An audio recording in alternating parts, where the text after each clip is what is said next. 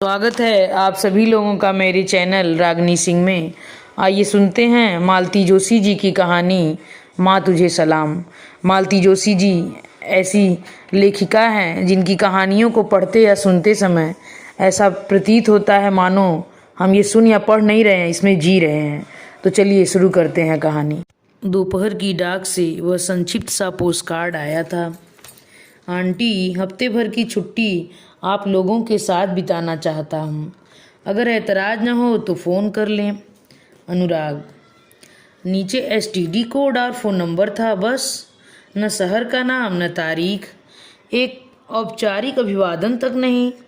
दिन भर वह कार्ड उपेक्षित सा सेंटर टेबल पर पड़ा रहा। लड़कियां स्कूल से लौटी तो आते ही उनकी नज़र पड़ी। माँ, यह अनुराग कौन है? मीनल ने पूछा। जनाब आना चाहते हैं पर अपना पता ठिकाना नहीं दे सकते। अब इनके लिए हम एसटीडी के पैसे खर्च करेंगे? सोनल भुनभुनाई। तुमने फ़ोन किया था? नहीं, मैंने कहा पापा को आ जाने दो, तब सोचेंगे। शाम को बच्चों के पापा लौटे तो उन्होंने भी यह प्रश्न किया, यह अनुराग कौन है? लड़कियों ने यह प्रश्न पूछा था जो कि स्वाभाविक था। पर आप तो इतने अनजान मत बनिए कि आपको अपने बेटे का भी नाम याद नहीं रहा। ओह बेटा, लेकिन उसे इस नाम से कब पुकारा था? हमेशा चीनू कहकर ही तो बुलाया है। चीनू? इस नाम के लेते ही स्मृतियाँ छत्ते की सारी मधुमक्खियों की तरह मुझ पर टूट पड़ी। गोरा चिट्टा गदबदा चीनू मुझे देखते ही गले में झूल जाता। कभी टॉफ़ी के लिए मचलता, कभी पेंसिल के लिए, कभी कहानी की फरमाइश होती, कभी गीत की। उसके साथ अक्सर ही क्रिकेट खेलना पड़ता था। पार्क में, पिक्चर में, पिकनिक में वह सीमा आंटी की पूंछ बनकर ही घूमता था। हम दोनों की दोस्ती से उसकी माँ भी खुश थी। उतनी देर को उन्हें उसकी शरारतों से राहत मिल जाती थी। उन दिनों वह पीएचडी कर रही थी। घर गृहस्थी और नौकरी के बाद अध्ययन के लिए बहुत कम समय मिल पाता था, इसलिए उस घर में मेरा स्वागत बड़ी गर्मजोशी से होता था। मैं केवल बच्चों को ही नहीं देखती थी, शाम के चाय नाश्ते की झंझट से भी उन्हें मुक्ति दिला देती थी। ढेरों बार मैंने उनके लिए फुलके भी सेक दिए थे। धीरे धीरे वह घर जैसे मेरा ही हो गया था। और शायद यही बात वीणा दी को खतरे की घंटी की तरह सचेत कर गई हो। बहुत धीरे ही सही उनके व्यवहार में एक ठंडापन आने लगा। मुझे लगा कि वे बेवजह खिंची खिंची सी रहने लगी हैं। उनकी रसोई से मेरी दखल अंदाजी उन्हें अच्छी नहीं लग रही है। उनके मन में जैसी एक ज्वालामुखी सा धधकता रहता था। मैं विषयाविमूढ़ सी सोचती रह जाती कि आखिर यह एकाएक उन्हें क्या हो गया है। फिर एक दिन विस्फोट हो ही गया। उस पहली तारीख को मैं हमेशा की तरह ढेर सारी टॉफ़ी और आइसक्रीम का फैमिली पैक लेकर उनके यहाँ पहुँची। पता चला वहाँ भी पहली तारीख मन रही है। चीनू पापा के साथ सर्कस देखने गया है। मम्मी पढ़ाई के लिए घर पर रुक गई हैं। अरे उनके लौटने तक तो आइसक्रीम पिघल जाएगी, मैंने निराश स्वर में कहा। फ्रिज में रख दूँ? मैं तो उठ भी गई थी, पर वीणा दी ने सपाट स्वर में कहा, रहने दो, और आइसक्रीम मेरे हाथ से लेकर मेज पर रख दी। और कोई दिन होता तो मैं उनसे अनुमति लेती ही नहीं, पर इन दिनों उनकी अवज्ञा करने का साहस नहीं होता था। मैं चुपचाप बैठकर आइसक्रीम को पिघलते देखती रही। यह भी नहीं कह सकी कि वे लोग नहीं हैं तो क्या हुआ, लाओ हम ही दोनों पार्टी कर लें। उस तरह की अंतरंगता का पता नहीं कब शेष हो चुकी थी। सीमा सन्नाटे को चीरती उनकी आवाज़ जैसे बड़ी दूर से आ रही थी। चीनू को रिश्वत देने की अब कोई ज़रूरत नहीं है। उसे सीढ़ी बनाकर तुम्हें जो पाना था वह तो तुम पा चुकी हो। यह क्या कह रही हैं?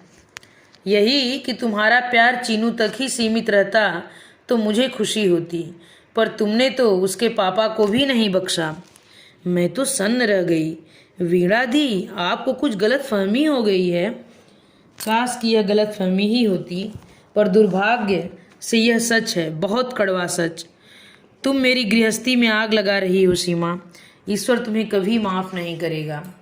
तब आवेश में आकर मैंने वीणा दी को खूब खरी खोटी सुनाई थी।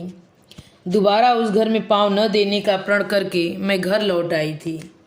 2 दिन तक मैं अपमान की आग में सुलगती रही, पर तीसरे दिन ही मेरा मन वहां जाने के लिए छटपटाने लगा। बड़ी मुश्किल से मैंने अपने को जब्त कर लिया। घर आते हुए ढेर सी पत्रिकाएं खरीद लाईं, उन्हीं में डूब जाने का यत्न करने लगी, पर विधाता को यह भी मंजूर नहीं था। शाम को दरवाजे की घंटी बजी, खोल कर देखा सामने अविनाश खड़े थे। 2 दिन से दिखाई नहीं दी, बीमार थी क्या?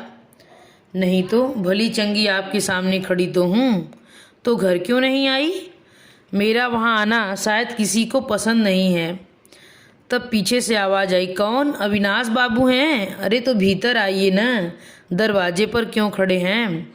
सीमा बिटिया जाओ जरा चाय वाय का इंतजाम करो, इनके बहाने हम भी एक आध कप पी लेंगे।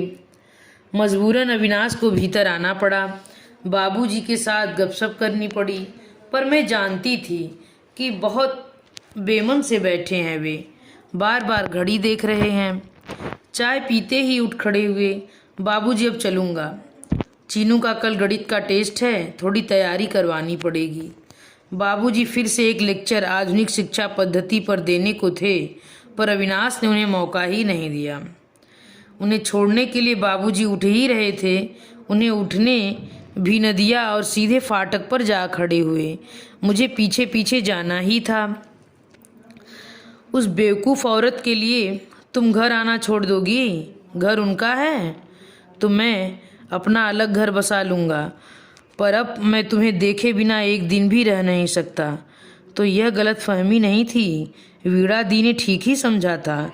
उसके बाद वाले दिन तो आंधी तूफान के दिन थे। सबसे ज़्यादा विरोध तो मेरे परिवार वालों ने किया। अविनाश को तरह तरह की धमकियां दी गईं, पर जब मैंने विद्रोह ही तेवर अपना लिए तो उन्हें भी हथियार डालने पड़े।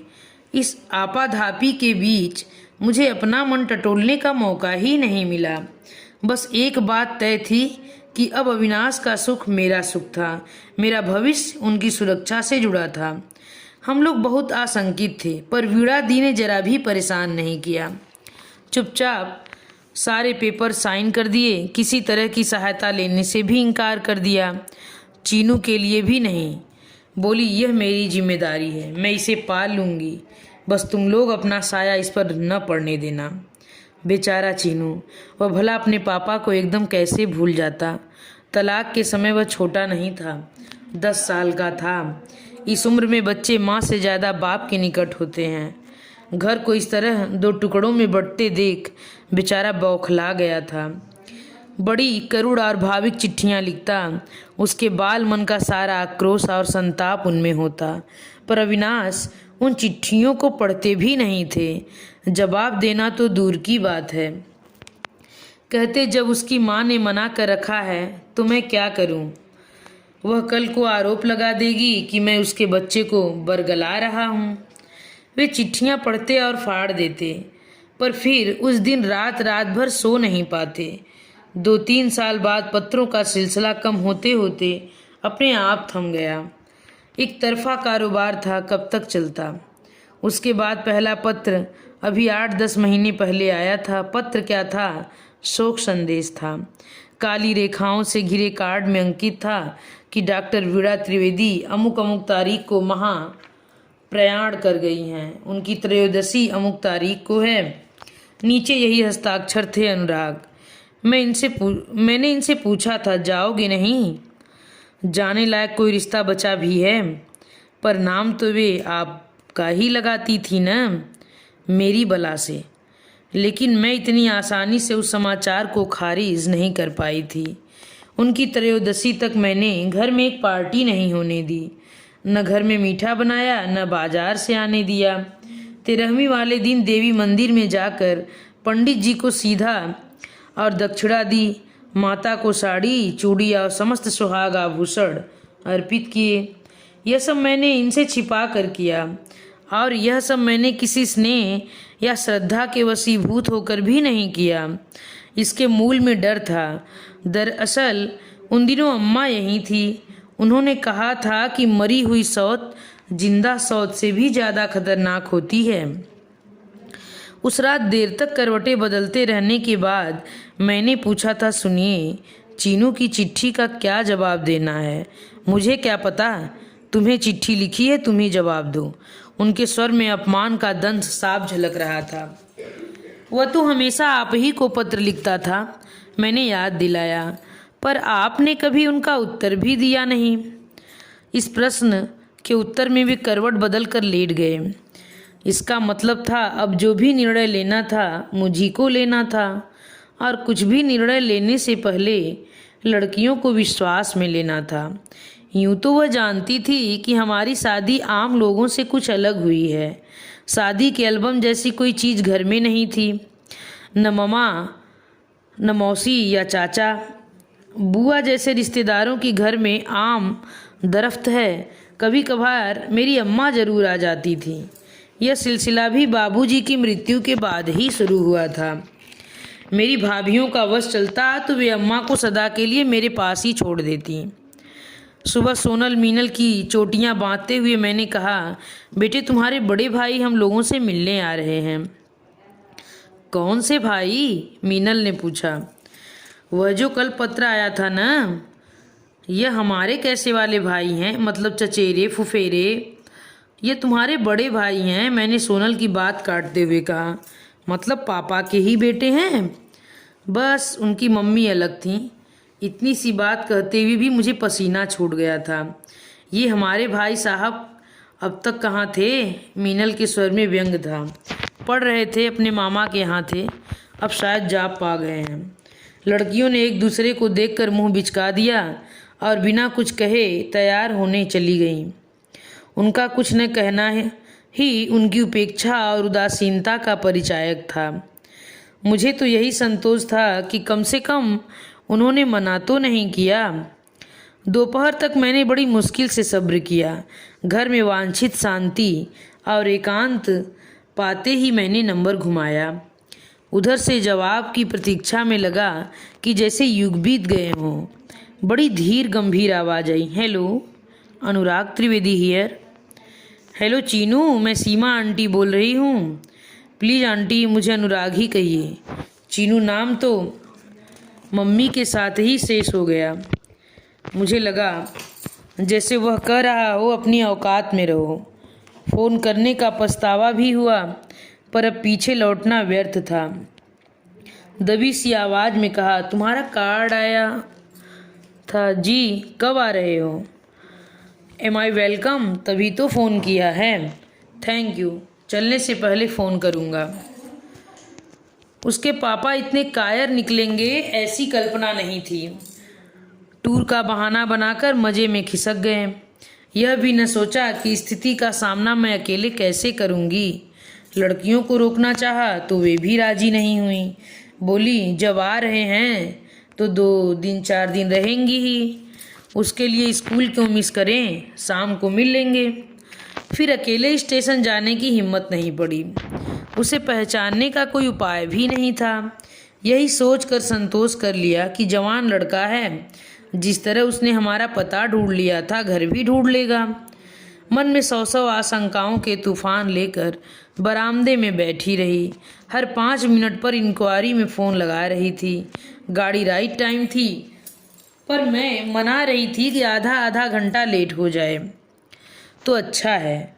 उससे मुलाकात का क्षण जैसे जैसे निकट आ जा रहा था, मेरा मन डूबता चला जा रहा था। आखिर वह क्षण आ ही गया। तेजी से एक ऑटो गेट के भीतर प्रविष्ट हुआ और मैं हड़बड़ाकर आशीर्वाद की मुद्रा में उठ खड़ी हुई। हेलो आंटी, एक कद्दवार नौजवान मुझे विश कर रहा था। मैं देखती रह गई। हूबहू अविनाश की प्रतिमा थी। रंग रूप अपनी माँ की तरह गोरा चिट्टा था, पर उसके नए नक्श अपने पापा के ही लिए थे। स्टेशन चली भी जाती तो पहचानने में दिक्कत नहीं होती। सॉरी, स्टेशन नहीं आ सकी दरअसल। नेवर माइंड, उसने मुझे सफाई का मौका ही नहीं दिया। हम तो दुनिया घूमे हैं, भोपाल क्या चीज़ है। बस अब यह बताइए कि अपना यह कबाड़ कहाँ रख दूँ। उसने सामान की ओर इशारा किया। मैंने गोपाल को आवाज़ दी, भैया का सामान गेस्ट रूम में रख दो और फटाफट चाय चढ़ा दो। चाय रहने दीजिए आंटी, नहाकर सीधे खाना ही खाऊंगा। मेरी सारी दुविधाओं को समेट कर वह कमरे से ओझल हो गया। नाश्ते के लिए 2 दिन लगकर मैंने ढेर सारी चीज़ें बनाई थी, वे शाम तक के लिए मुलतवी कर दी। खाना भी मैंने बड़े मनोयोग से बनाया था। बेचारा घर के खाने के लिए तरस गया होगा। साबुन और पाउडर की मिलीजुली सुगंध बिखेरता मेज पर आया तो 2 थालियां देखकर चकित हो गया। यह क्या, आप भी अभी तक रुकी हुई हैं? अरे इस फॉर्मेलिटी की क्या ज़रूरत थी? मेरी सारी ममता भीतर ही भीतर जैसे जलकर खाक हो गई। ताव खाकर मैंने रुखाई से कहा, मेरा रोज का टाइम है। Then it is all right, उसने डोंगों के ढक्कन उठाते हुए कहा। अरे वाह, भरवा करेले मम्मी के जाने के बाद पहली बार खा रहा हूँ। पता नहीं तुम्हारी मम्मी जैसे बने भी हैं या नहीं, मैंने विनय दर्शाया। नहीं, ठीक बने हैं, but mummy was super you know. रसोई में तो उनकी मास्टरी थी। सब्जी छोंकती थी तो सारा अपार्टमेंट महक जाता। फुलके ऐसी बनाती जैसे रेशमी रुमाल। उनके बनाए चावल तो मोगरे की कलियों से खिल जाते थे। उसका स्तुति पाठ लंबा चलता रहा। सामने रखी थाली के रस और स्वाद से वह बेखबर हो गया था। पूरे भोजन के दौरान उसने मेरी प्रशंसा में एक शब्द भी नहीं कहा। पता नहीं वह यह सब जानबूझकर कह रहा था या कि बहुत दिनों बाद माँ के विषय में बोलने का अवसर मिला था। मैं लेकिन बहुत नर्वस हो गई। मेरा तो आत्मविश्वास ही जाता रहा। वह जितने दिन रहा, खाना बनाते समय मैं एक हीन बोझ से भर जाती। फिर कभी दाल में नमक छूट जाता या सब्जी में मिर्च तेज हो जाती। मेरी सारी मास्टर डिशेज उन दिनों फ्लॉप साबित हुई। हर बार उसे अपनी माँ के पाक निपुण को याद करने का एक सुनहरा अवसर मिल जाता। शाम की चाय पर गरम समोसे बनाने का प्लान था, पर दोपहर के खाने के बाद मुझमें न तो उत्साह रहा न तनाव भी था। अभी तो उसका लड़कियों से भी सामना होना था। पता नहीं वह भेंट क्या रंग लाएगी। यह बैठे बिठाए मैंने क्या मुसीबत मोल ले ली थी। जिस समय लड़कियां स्कूल से लौटी, हम लोग शाम की चाय ले रहे थे। वे हमेशा की तरह चहकती हुई घर में दाखिल हुईं, पर अपरिचित अतिथि को देखकर दरवाजे में ही ठिठक गईं। शायद उसके आने की बात इस चीज़ उनके मन से उतर चुकी थी। मैं परिचय की रस्म निभाने की सोच ही रही थी कि वह उठ खड़ा हुआ।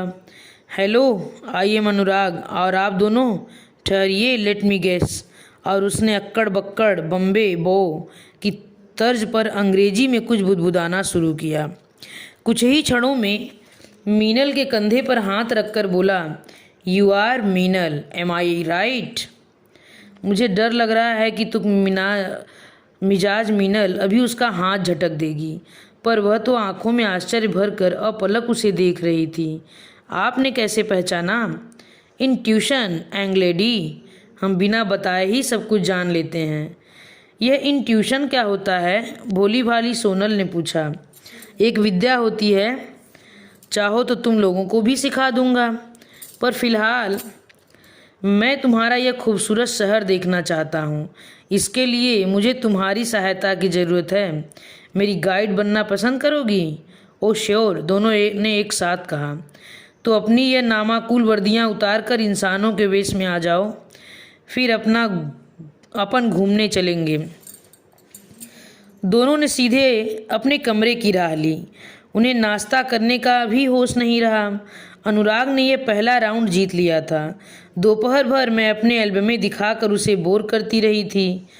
उस जानकारी को उसने सही ढंग से भुना लिया था और मेरी किशोरवयीन बेटियां उसे अभिभूत हो गई थीं।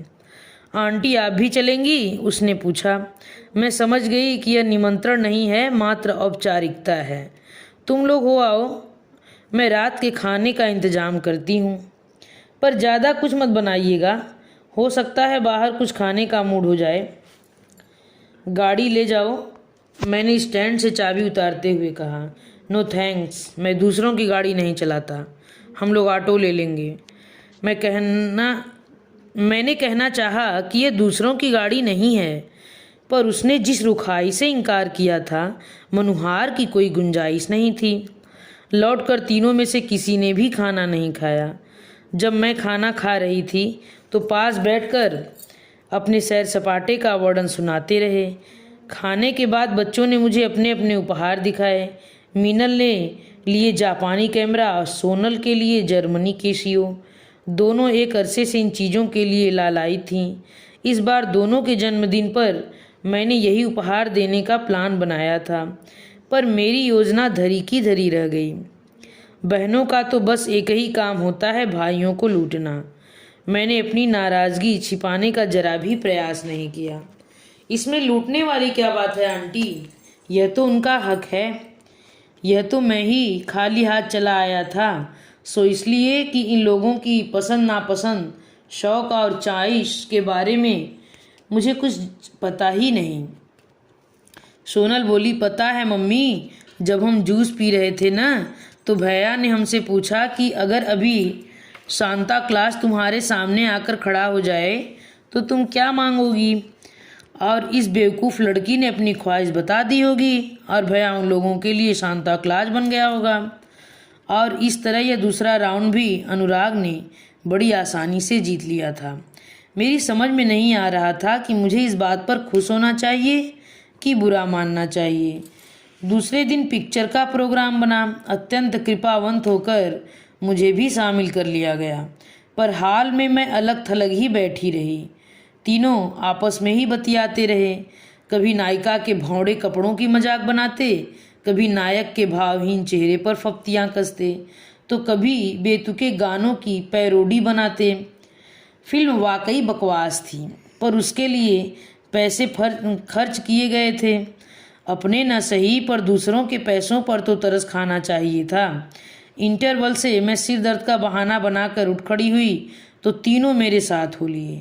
बहुत ही बकवास फिल्म थी। मैंने कहा, मस्ती मारनी हो तो आंटी ऐसी ही फिल्म देखनी चाहिए। अच्छी फिल्में तो घर में वीडियो पर अकेले में देखने के लिए होती हैं। लड़कियों ने प्रशंसा भरी नज़रों से उसकी ओर ऐसे देखा मानो उसके मुंह से फूल झर रहे हों। मैं तो हैरान थी कि ये लड़कियां उससे इस कदर प्रभावित क्यों हैं। कहीं यह लड़का सम्मोहिनी विद्या तो नहीं जानता? मुझे तो डर सा लगने लगा। बाद में ठंडे दिमाग से सोचने पर समझ में आया कि इसमें आश्चर्य करने जैसा क्या है। उन बेचारियों ने पहली बार पिता के अलावा किसी अन्य पुरुष को इतने निकट से देखा है, तो आकर्षण तो स्वाभाविक ही है। फिर भी उसके पास आकर्षक व्यक्तित्व है, लच्छेदार बातें हैं, देश विदेश के अनुभव हैं। लड़कियों पर धाक जमाने के लिए इतना काफ़ी है। फिर खून की कशिश भी तो कोई चीज़ होती है। 2 दिन बाद पिताश्री टूर से लौटे। बाप बेटे के इस ऐतिहासिक मिलन की मैं उत्सुकता से प्रतीक्षा कर रही थी। अपनी कल्पना में उस क्षण को मैंने कई बार कई तरह से देख चुकी थी, परंतु प्रत्यक्ष में वह कार्यक्रम बड़ा फुसफुसा सा रहा। मीनल और अनुराग लॉन में बैडमिंटन खेल रहे थे। मैं और सोनल प्रेक्षक की भूमिका निभा रहे थे। तभी साहब बहादुर की जीप गेट के भीतर प्रविष्ट हुई। थोड़ी देर को खेल रुक गया। मैं सांस रोककर अगले क्षण की प्रतीक्षा करती रही। पापा उतरे, अपने जवान बेटे को देखा और ठगे से खड़े रह गए। थोड़ी देर तो वह पलक झपकाना ही भूल गए। फिर अनुराग ने ही पहल की, हेलो सर। फिर उसने हाथ आगे बढ़ाते हुए कहा, सफ़र कैसा रहा? Fine thank you. इनकी आवाज़ गले में फंसती सी लगी। आप थोड़ा रिलैक्स हो लें, तब तक हम यह सेट पूरा करके आते हैं। बस बाद में मुझे भान हुआ कि उसने इन्हें प्रणाम नहीं किया था, बस हाथ भर मिलाया था। प्रणाम तो खैर उसने मुझे भी नहीं किया था, पर मैंने उसकी अपेक्षा भी नहीं की थी। पर पिता के चरण स्पर्श तो कर सकता था। इस तरह उनकी अवमानना करके वह क्या सिद्ध करना चाहता था? अपना रोष या अपनी आधुनिकता? बुरा तो इन्हें भी जरूर लगा होगा, पर इन्होंने अपने को जाहिर नहीं होने दिया। बेटे से तो खैर अभी परिचय का सूत्रपात ही नहीं हुआ था, पर बेटियां भी उनसे दूर छिटक गई थी। कहाँ तो पापा के लौटते ही उनसे झूल जाती थीं। अपनी फरमाइशों की शिकायतों का पुलिंदा खोलकर बैठ जाती थी, पर आज उन्हें भी फुर्सत नहीं थी। बस हाय पापा का स्वागत वाक्य बोलकर भैया के साथ व्यस्त हो गई थी। खाने की मेज पर मैंने देखा कि ये अतृप्त नज़रों से बेटे को निहार रहे हैं। कुछ कहने को उनके होठ फड़फड़ा रहे थे, पर शब्द थे कि जैसे जम गए हों, और वह इस सारी कसमकस से बेखबर बहनों को चुटकुले सुना रहा था, पहेलियाँ बूझ रहा था। तीनों का एक अलग गुटसा बन गया था। हालिका उन लोगों की उम्र में 12-14 साल का अंतर था, पर वह जैसे बेमानी हो गया था। वह अपनी उम्र से 4-5 सीढ़ियाँ नीचे उतर आया था, और लड़कियाँ भी अपना लड़कपन छोड़कर एकदम प्रगल्भ हो गई थीं। उन तीनों में गहरी छन रही थी।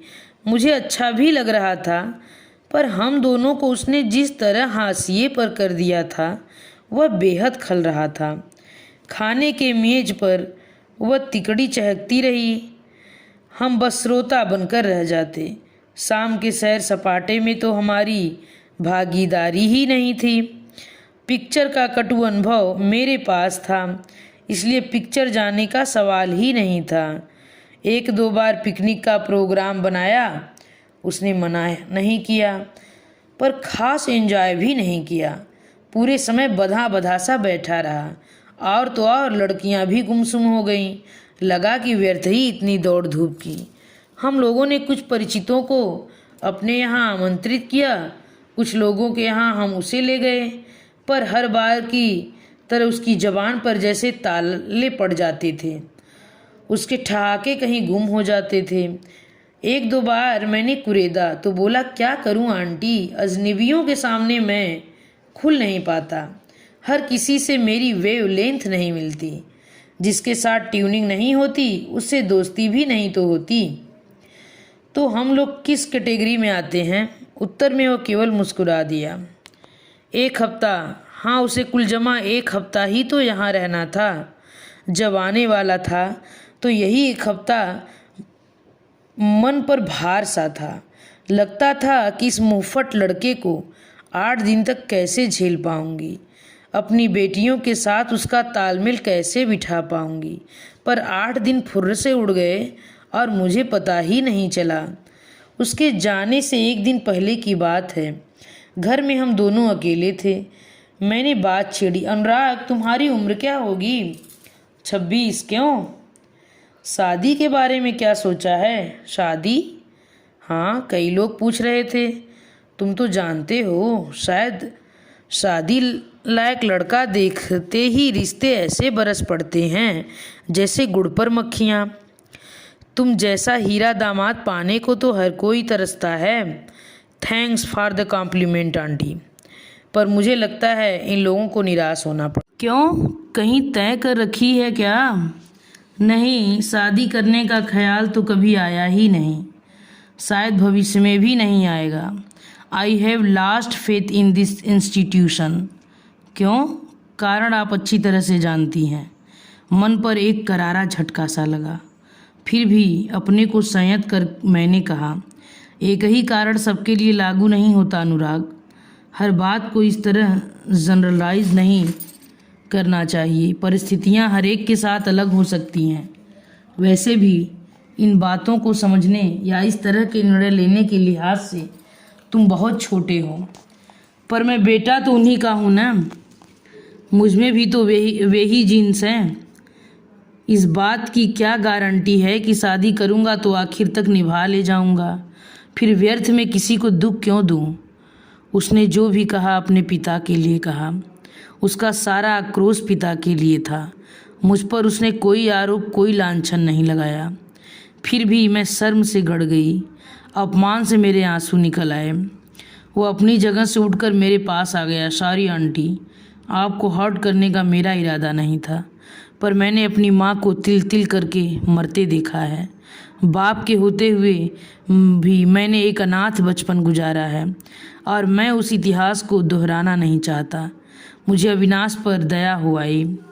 बेचारे किस ललक से दोस्तों के बीच बेटे की नुमाइश कर रहे थे। उसकी बारात में दूल्हे के बाप की ठसक से जाने का सपना देख रहे थे। बेटे ने तो उनके सारे अरमानों की धज्जियां उड़ा दी थी। जब इसके मन में इतनी कटुता, इतना रोष था, तो यहाँ आने की जरूरत क्या थी? बरसों से टूटी हुई कड़ियों को फिर से जोड़ने का प्रयोजन क्या था? मैंने सोचा था कि माँ की मृत्यु से उसके जीवन में एक शून्य भर गया होगा। घर की ममता भरी छाँव के लिए वह तरस गया होगा। इसलिए स्नेह की उष्मा से भरकर मैंने उसका स्वागत किया था। मैं उसे अपने आंचल से भर लेने को भी उद्यत थी, पर वह हर बार छिटक कर इस तरह दूर खड़ा हो जाता था कि मन पर एक चोट सी लगती थी। लड़कियों का बस चलता तो उसे ऐसा धमाकेदार फेयरवेल देती कि स्टेशन पर एक हंगामा हो जाता। पर मैंने उन्हें प्यार से पास बुलाकर कहा, देखो, यही आखिरी मौका है। पापा के साथ उसे थोड़ी देर को अकेले रह लेने दो। घर में तो कभी इतनी फुर्सत ही नहीं मिली। हम ही लोग उसे घेरे रहते थे। बेमन से ही सही लड़कियां मान गई। उपहार, बुके, फोटो, आंसू, सारे आयोजन घर पर ही हो गए। Nobody coming to see me off, उसने पूछा। लड़कियों ने मेरी ओर इशारा कर दिया, जैसे कह रही हो यह जो दुष्ट मम्मी है ना, मना कर रही हैं। मैंने भी कोई प्रतिवाद नहीं किया। अविनाश के लिए उतनी सी बुराई मुझे स्वीकार थी। उसके जाते ही घर में एक सन्नाटा सा खिंच गया। एक आदमी के चले जाने से घर इतना सूना हो जाता है, मैं कभी सोच ही नहीं सकती थी। अपनी उपस्थिति से वह घर को कितना गुलजार किए हुए था, इसका एहसास अब हुआ।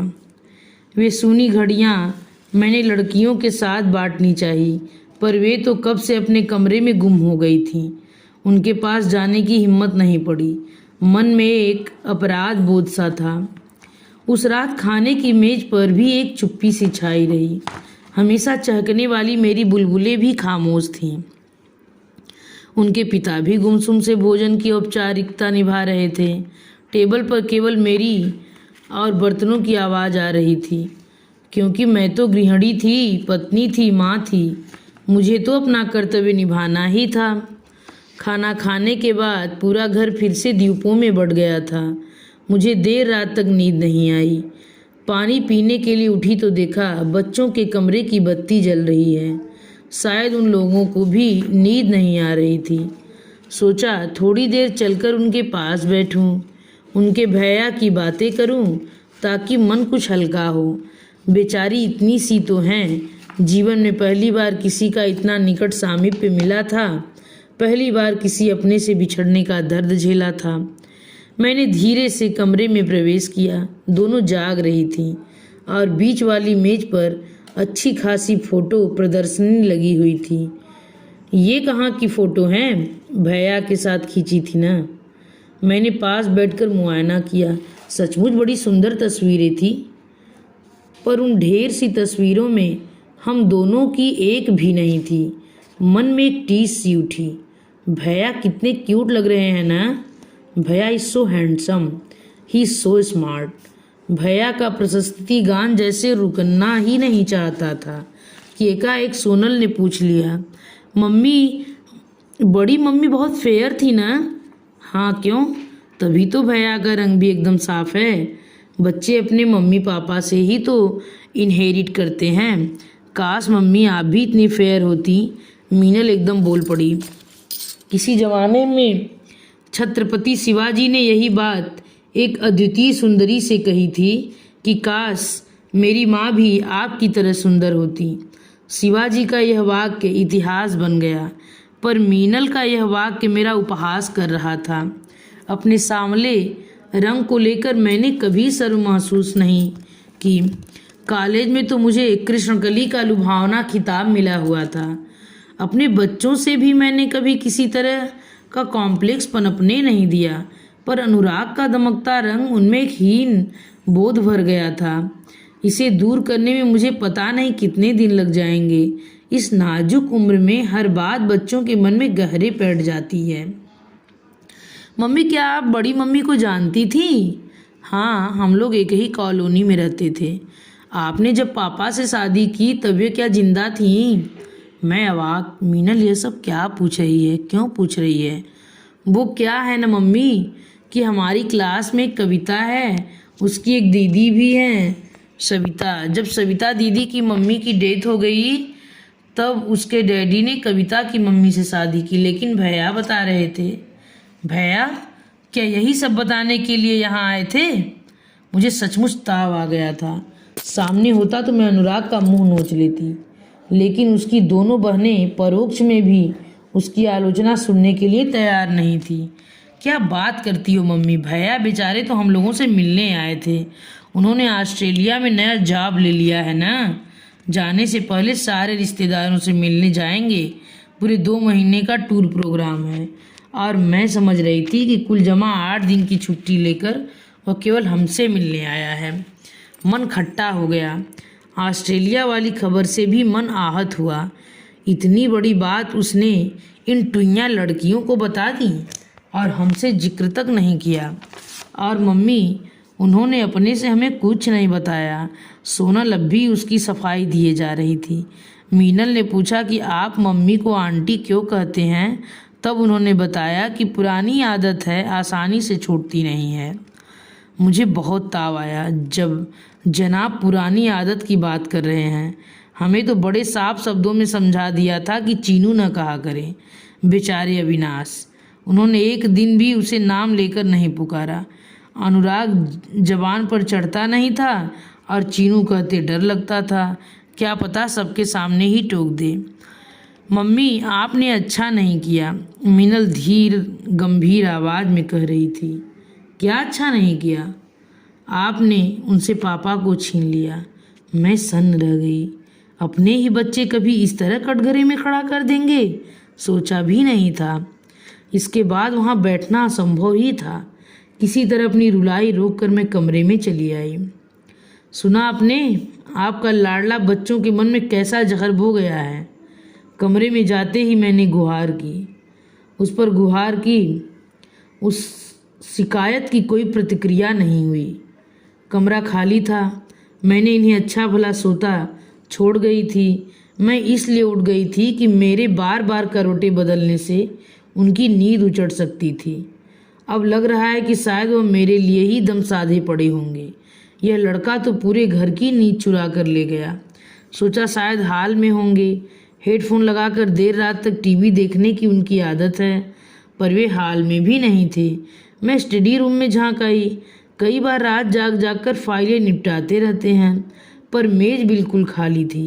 कहीं छत पर तो नहीं चले गए? कहीं ठंड खा गए तो 8 दिन तक खांसते रहेंगे। तेज तेज कदमों से मैं 2-4 सीढ़ियाँ चढ़ भी गई थी। फिर एक विचार मन में कौधा।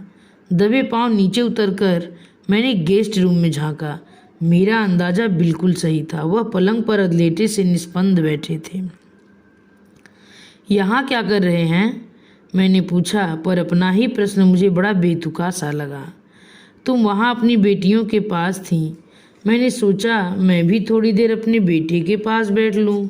उन्होंने सूखी सी हंसी के साथ कहा, कल तुम इस कमरे की सफाई करवा दोगी, शायद ये चादरें, ये गिलाब भी धुलवा दोगी। इसलिए सोचा कि उसकी सांसों की थोड़ी सी महक अपनी सांसों में बसा लूँ, उसके स्पर्श का जरा सा एहसास पा लूँ। वे एकदम भावुक हुए जा रहे थे। मुझे तो रुलाई छूटने लगी। मैंने उठकर बत्ती जला दी। नीम अंधेरे का जो तिलस्म था टूट गया। वो अपने में लौट आए। फिर हसरत भरी आवाज़ में बोले, कितना अच्छा लगता है कि घर में एक जवान बेटे का होना। कितना सुकून, कितना विश्वास, कितनी आश्वस्ति देता है। वह था तो घर कैसा भरा भरा लगता था। अब चला गया है तो लगता है सारी रौनक अपने साथ समेट कर ले गया है। मैं चुपचाप बैठी उनका एकालाप सुनती रही। और क्या करती, बस एक ही मलाल रह गया। इतने दिन रहा पर घड़ी भर भी पास आकर नहीं बैठा, मुझसे खुलकर 2 बातें भी नहीं की। कितना कुछ कहने सुनने को था, सब मन में ही रह गया। क्या स्टेशन पर भी कोई बात नहीं हुई? कहाँ हो पाई? वह तो मुझे सामान के पास खड़ा करके बुक स्टॉल पर निकल गया था। ट्रेन के अनाउंसमेंट होने के बाद ही लौटा। अरे मैंने तो खास इसी उद्देश्य से लड़कियों को रोक लिया था। वे इसके लिए मुझे कभी माफ़ नहीं करेंगी। ये तीनों साथ होते हैं तो किसी और को बोलने का मौका ही नहीं मिलता। मौका तो खैर वैसे भी नहीं मिला। इन्होंने एक फीकी सी हंसी के साथ कहा, ठीक भी है, जब उसे मेरी ज़रूरत थी तो मैंने उसकी उपेक्षा की, कारण चाहे जो भी हो रहा हो, पर परिणाम तो उसे ही भुगतना पड़ा। दो बड़ों के अहं की टकराहट में बेचारा मासूम बच्चा पिस गया। आज वो अपने पैरों पर खड़ा है, उसे किसी की परवाह नहीं है, पर आज मुझे उसकी ज़रूरत है, लेकिन उसके पास फुर्सत नहीं है। He is paying me in the same kinds. शिकायत की कोई गुंजाइश नहीं है। उनका स्वर एक थके हुए हारे हुए आदमी का था। मैंने सांत्वना में कुछ नहीं कहा, बस उनका हाथ थाम लिया। मेरे हाथों को सहलाते हुए वे बोले, चलो एक बात अच्छी हुई, इसी बहाने उसकी सोनल मीनल से दोस्ती हो गई। अब मुझे उनकी चिंता नहीं रहेगी। मैं नहीं भी रहा तो उनके सिर पर भाई का साया रहेगा। मेरा आशावाद इतना प्रबल नहीं था। मैं उन्हें भी किसी भ्रम में रखना नहीं चाहती थी, इसलिए सपाट स्वर में सूचित कर दिया, वह अगले महीने ऑस्ट्रेलिया जा रहा है, हमेशा के लिए। क्या? उनकी आंखें आश्चर्य से फैल गईं। फिर उन आंखों में उदासी तिराई। क्या उसने मुझे इस लायक भी नहीं समझा कि इतने बड़े निर्णय की सूचना देता? उसने तो मुझे भी कुछ नहीं बताया था। मुझे तो यह खबर लड़कियों से मिली है। अभी उसने सोचा होगा कि हमें बताएगा तो हम लोग उसे रोकने की कोशिश करेंगे, या कि वहाँ के डिटेल्स पूछेंगे। अपना पूरा पता भी तो वह हमें देना नहीं चाहता, फिर भविष्य की योजनाएं क्यों बताने लगता? उसे जब हमसे कोई सरोकार ही नहीं है तो यहाँ आने की ज़रूरत क्या थी? उसे किसने निमंत्रण भेजा था? जाने से पहले वह सबसे मिलना चाहता था, पर क्यों? क्या ज़रूरत थी? बड़ी मुश्किल से मैंने उसके बिना जीने की आदत डाली थी। उसकी माँ ने मुझसे कहा था, खबरदार, मेरे बेटे पर अपना साया भी न पड़ने देना। कलेजे पर पत्थर रखकर मैंने वह चुनौती स्वीकार कर ली थी।